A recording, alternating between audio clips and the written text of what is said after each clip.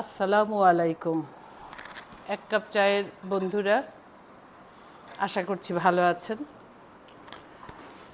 প্রকৃতিতে শরতের খেলা শুরু হয়েছে। আকাশে নীল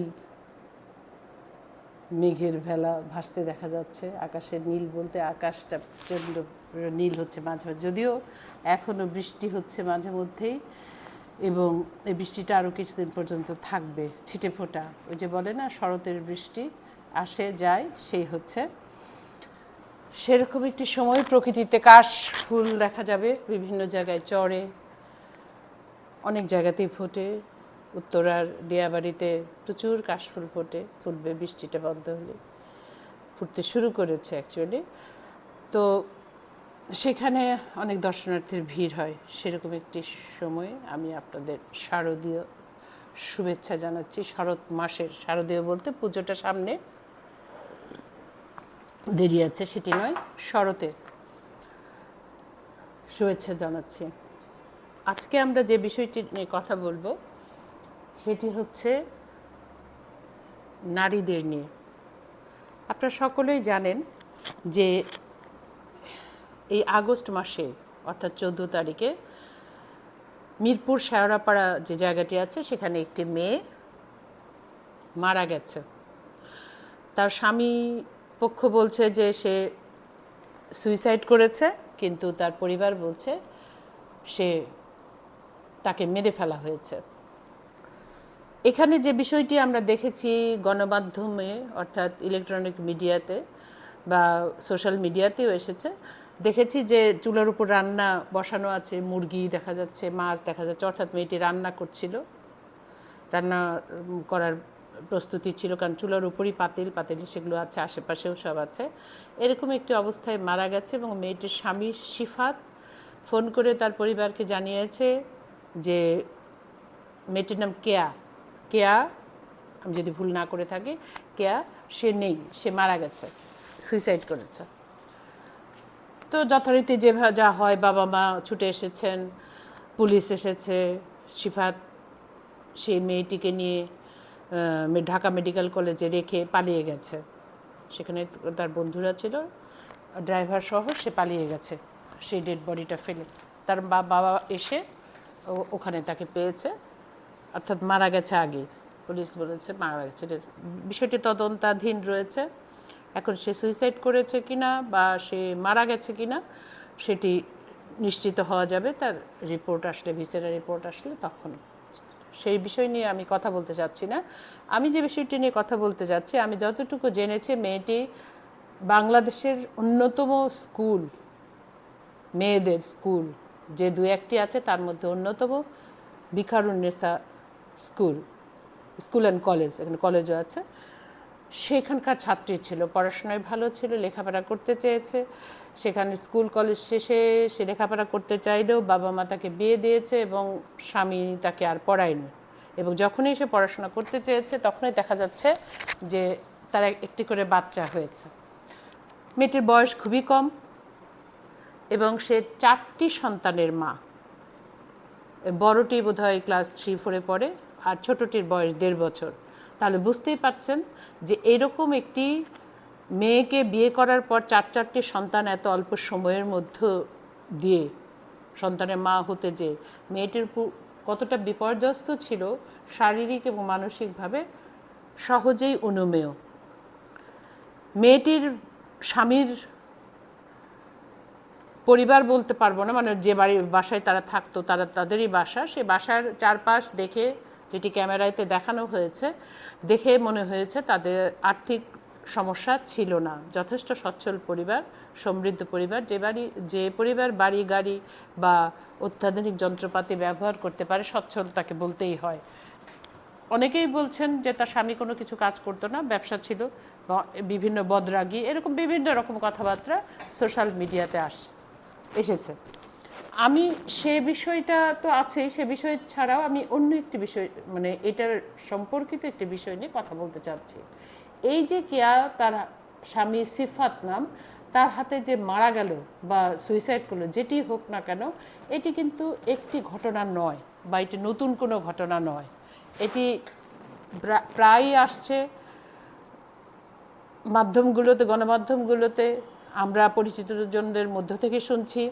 শহরে হলে বা একটু অবস্থাপন্ন হলে এটি নিয়ে বেশ একটু শোরগোল হয়, কিন্তু গ্রামে গঞ্জে হলে এটি হয়তো একটু নিউজ হয়ে লোকাল কোনো পত্রিকার সাংবাদিক সেটা একটি নিউজ করে ছেড়ে দেন, এরপরে আর 2-4 দিনের পর আর কোনো কথা থাকে না। এর প্রতিকার কতটুকু হয় আমার জানা নেই, 2-1টা হয়তো হয়, কিন্তু যে হারে এই ধরনের ঘটনা ঘটছে সেই হারে প্রতিকার কিন্তু হয় না। হলে এই ঘটনা কমে যেত বলেই আমি অন্তত বিশ্বাস করি। আমার মনে হয় আপনারা অনেকেই সেটি বিশ্বাস করেন। এখানে এই কেয়া নামের মেয়েটি, তার উপর যে নির্যাতন অত্যাচার হতো, তার বাবা মার এবং অন্যদের বক্তব্য থেকে সুস্পষ্ট বোঝা গেছে যে এই বিষয়টি সে বেশ অনেকবারই তার বাবা মাকে বলেছে।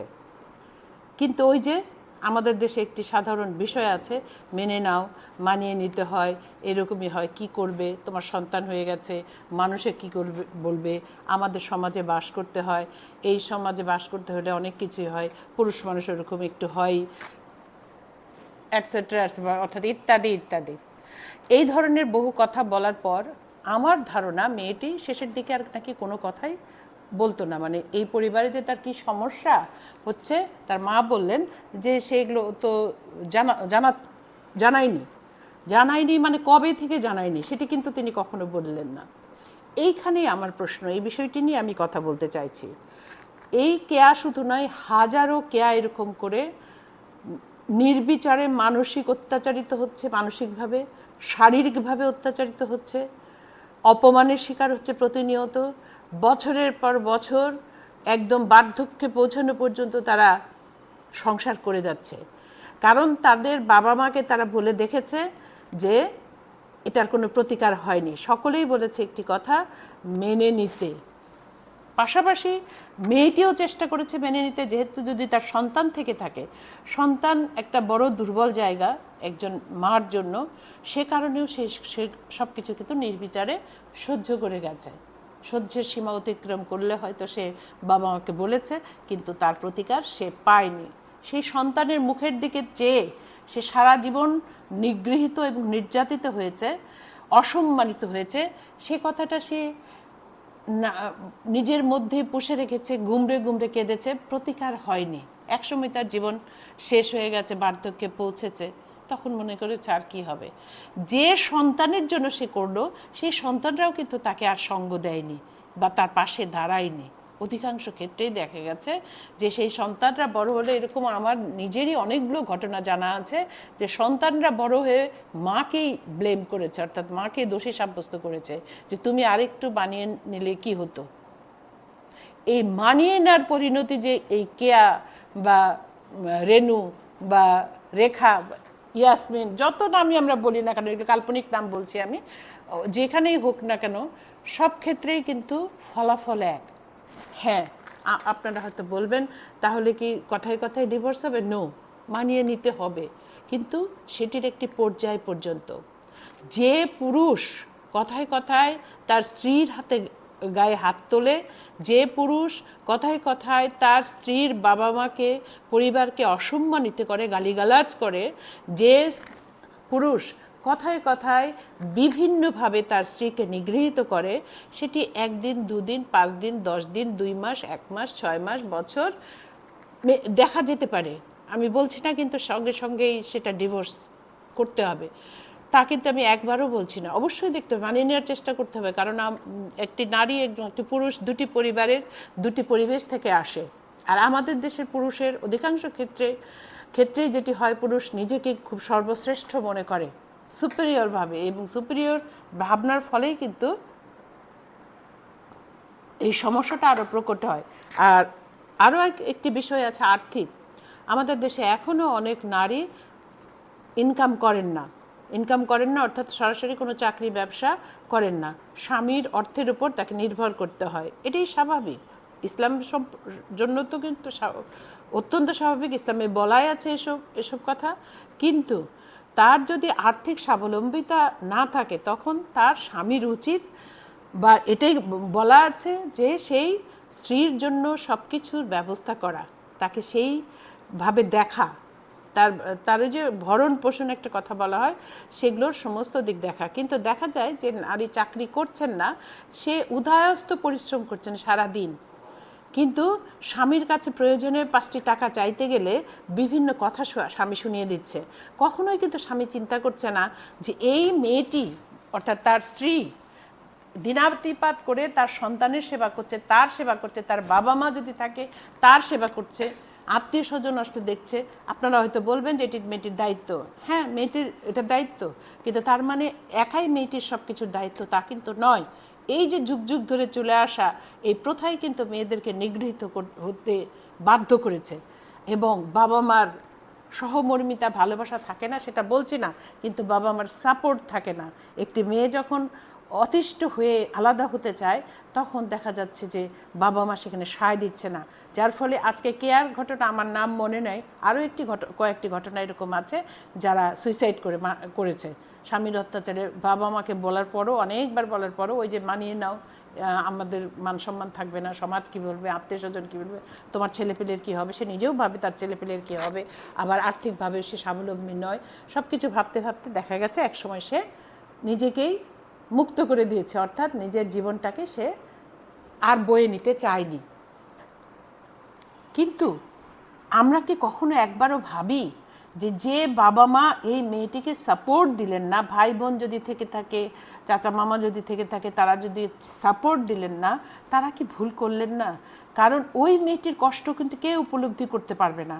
যখনই একটি ঘটনা ঘটে তখন বাবা মা শোনেন, তখন বাবা মা একটু আহা উহু করেন, ভাই বোন একটু আহা উহু করে বা আত্মীয় স্বজন করে, কিন্তু পুরো লাঞ্ছনাটা কিন্তু মেয়েটাকেই ভোগ করতে হয়। সেটা কিন্তু বাবা মাও দেখতে আসে না বা আত্মীয় স্বজনও দেখতে আসে না, বা আত্মীয় স্বজন এটার ভোগও করে না, এটার প্রতিকারও তারা কখনো দেয় না বা দেওয়ার চেষ্টাও করে না, বা দিতে চাইলেও পারবে না।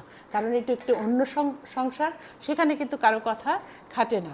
সেখানে দেখা যায় আবার অনেক সংসারে সেই স্বামীকে সাপোর্ট করে স্বামীর বাড়ির লোকজন, অর্থাৎ শাশুড়ি ননদ যদি থাকে, তারা দেবর যদি থাকে, সবাই না, অনেক ক্ষেত্রেই দেখা যায় যে তারাও তার ভাইকে সাপোর্ট করে এবং মেয়েটিকে লাঞ্ছিত করে কথা দিয়ে কাজ দিয়ে।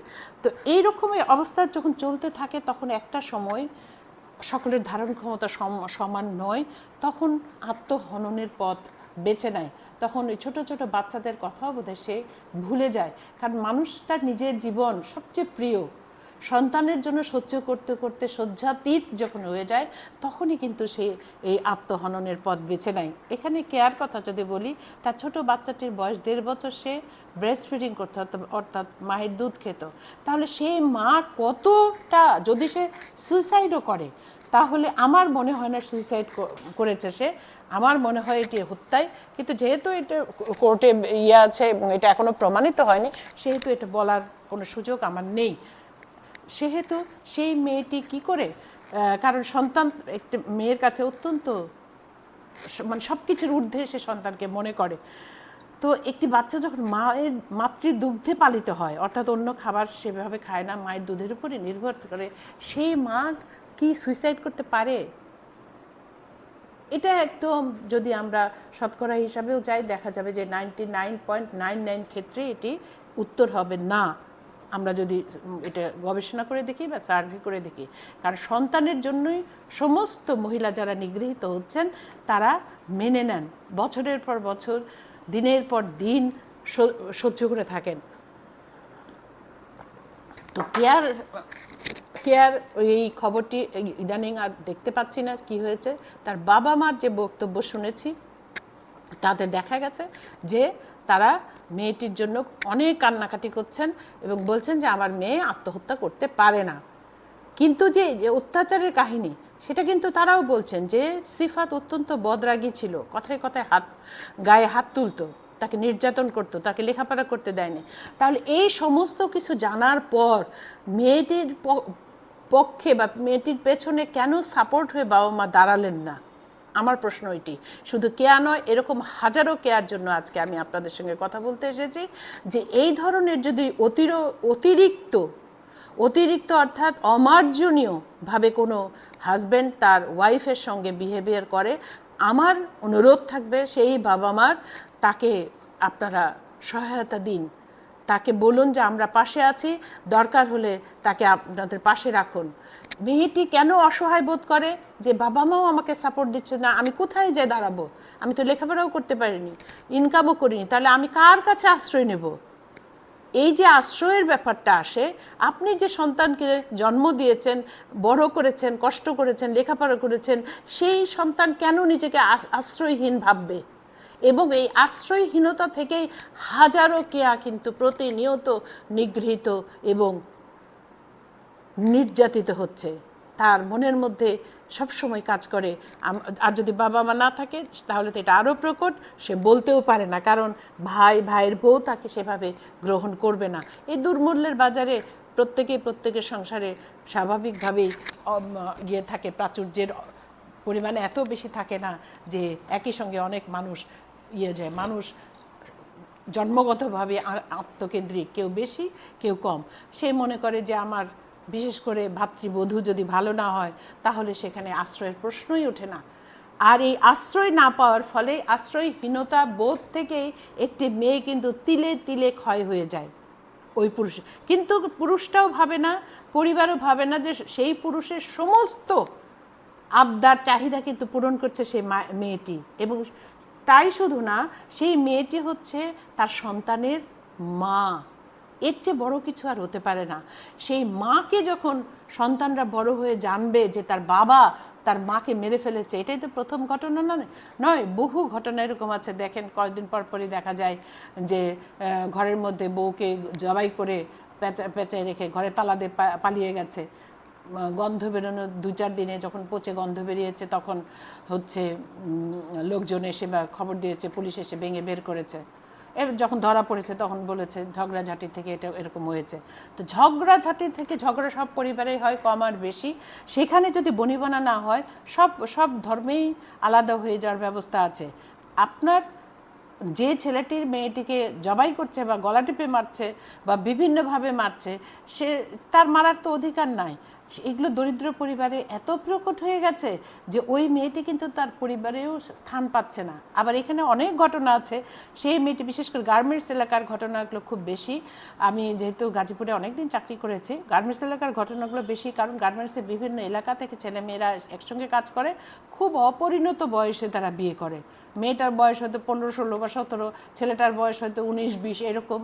অর্থাৎ তাদের মধ্যে পরিপক্কতা আসার আগেই বিয়ে করে ফেলে, এবং বিয়ে করার পরে যখন তাদের বনিবনা হয় না তখন প্রথমে মারধর। একসময় দেখা যায় সবাই যে তার ওয়াইফকে খুন করে ফেলে তা কিন্তু নয়, দেখা যায় যে ছেলেটি মেয়েটিকে খুন করে পালিয়েছে। এই ঘটনা কিন্তু অহরহ করছে। আমার বক্তব্য, যারা শুনছেন তাদের ঘরে যাদের মেয়ে আছে বা নাতনি আছে বা ভাতিজি আছে, তারা প্লিজ সেই মেয়েটার কষ্টের কথাগুলো জানুন। আপনি একদিন জেনে আহা উহু করবেন, কিন্তু আপনি সেই মেয়েটার আশ্রয় হবেন না, মেয়েটাকে স্থান দিবেন না। মেয়েটা কিন্তু যে কষ্ট ভোগ করতেছে আপনারা কিন্তু কেউ করেন নাই। একটা মেয়ের দীর্ঘ একটি জীবন, যদি তার 20 বছর 22 বছরে বিয়ে হয় আর সে যদি 60-70 বছর পর্যন্ত বেঁচে থাকে, বুঝতে পারছেন যে এই সারাটা জীবন তার কিভাবে চলে? তার কষ্টটা কিন্তু আপনারা কখনোই অনুভব করতে পারবেন না। শুনবেন যখন, তখন মনে হবে যে আচ্ছা এরকম, আবার আপনি বুঝ দেবেন যে বাবা এরকম মানতে হয়, দেখো তোমার ছেলে পেলে আছে, আমাদের সমাজ আছে, আত্মীয় স্বজন কী বলবে, তোমার বাবা কি বলবে, তোমার বাবা রাগী মানুষ, বা তোমার ভাইরা কি বলবে, এরকম নানান বাহানা আছে। হ্যাঁ, বোঝানোর একটা সীমারেখা আছে, কষ্ট দেওয়ার একটা সীমারেখা আছে, নির্যাতন নিগ্রহের একটা সীমারেখা আছে। সেই সীমারেখা যখন অতিক্রম করে যায় কোনো পুরুষ, তখন মেয়েটির বাবা মার উচিত সেই মেয়েটিকে আশ্রয় দেওয়া, কারণ জীবনটা একটি, আর সেই মেয়েটি কোনোদিন পৃথিবীতে ফিরে আসবে না, একবারই আসে সব মানুষ। অর্থাৎ আপনি আপনার মেয়েটার পাশে যদি না দাঁড়ান, আপনার চেয়ে আপনজন তো মেয়েটির আর কেউ নেই। আপনি সবচেয়ে আপনজন, বড় আপনজন। আপনি তার কষ্টটাকে অনুধাবন করুন, একজন নারী হয়ে, একজন পিতা হয়ে, একজন মা হয়ে, একজন বাবা হয়ে। আপনার ভাইদের ক্ষেত্রে আমার বক্তব্য যে ভাইদেরও বুঝতে হবে তাদেরও ঘরে মেয়ে আসবে, ভবিষ্যতে তাদের মেয়েও থাকবে। অর্থাৎ মেয়েদেরকে আদর করুন। মেয়েরা হচ্ছে সবচেয়ে আদরণীয় জিনিস। তাদেরকে নিরাপত্তা দিন, তাদেরকে নির্ভয় দিন যে আমি তোমাদের পাশে আছি, আমরা তোমার পাশে আছি। তুমি নিশ্চিন্তে যদি মনে করো তুমি আর পারছো না, তুমি নিশ্চিন্তে তুমি ছেড়ে চলে আসতে পারো, আমরা তোমার সহায়, আমরা তোমার পাশ থেকে তোমাকে সাহায্য করব। ভালো থাকুন, সুস্থ থাকুন, আবার দেখা হবে অন্য কোনো বিষয় নিয়ে, আরও এক কাপ চায়।